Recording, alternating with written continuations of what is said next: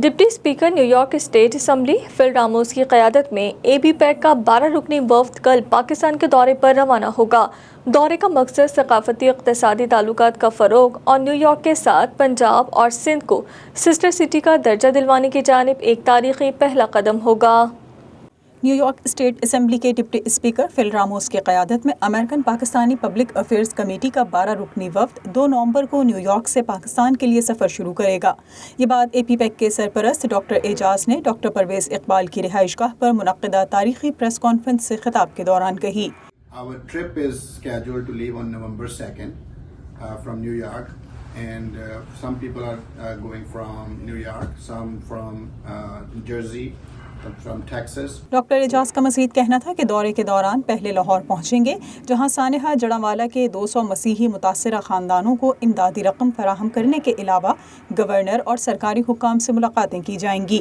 بعد ازاں گجرانوالہ میں میڈیکل اسکول کا دورہ کیا جائے گا اور پھر اس کے بعد دارالحکومت اسلام آباد جائیں گے اور پھر دورے کے آخر میں کراچی روانہ ہوں گے۔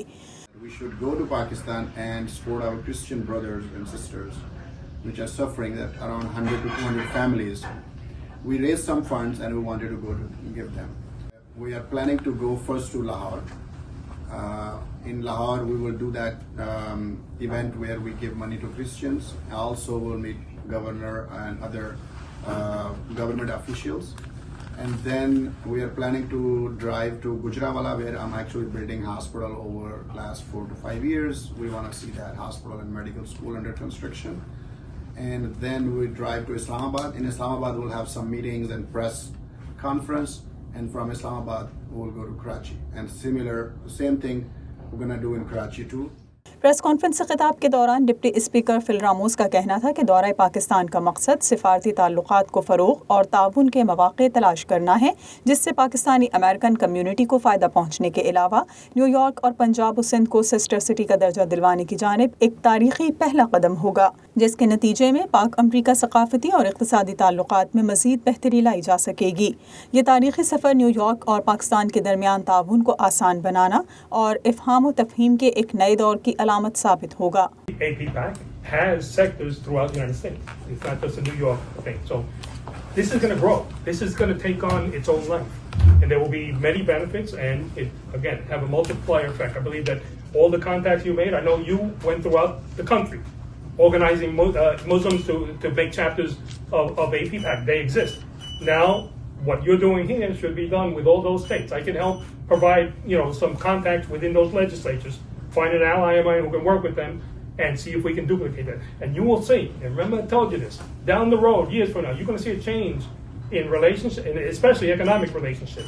If we're successful in duplicating this in other states, you're really going to see some major change. اس موقع پر نیو یارک میں Pakistani consul general Amir Ahmed Atozai, A P PAC کے national board members doctor Iqbal Parvez, doctor Sadia Tahir, Tariq Khan, Shahid A Syed, Aslam Baig, Muhammad Zulfiqar, Shahid Ali, Rizwan Naeem, Aurangzeb Pirzada, doctor Faisal Shah, doctor Muhammad Munir, Asad Ali Chaudhry اور آصف چودھری بھی موجود تھے۔ قبل ازیں doctor Pervez Iqbal نے استقبالی کلمات ادا کرتے ہوئے مہمان خصوصی فل راموس، نیو یارک میں پاکستان کے قونصل جنرل عامر احمد اتوزئی سمیت تمام شرکاء سے اظہار تشکر کیا اور کہا کہ آپ لوگوں نے اپنی گوناگوں مصروفیات میں سے اس تاریخی پریس کانفرنس کے لیے وقت نکالا، یہ ہمارے لیے لائق تحسین ہے۔ میں نے بہت ہی کم لوگ ایسے دیکھے ہیں جن کا نام سامنے آتے ہی لوگ بس یہ کہتے ہیں کہ جی بس ہماری طرف سے بالکل ہاں ہے۔ ان میں سے ایک ایسی ہی شخصیت فل راموس بھی ہیں۔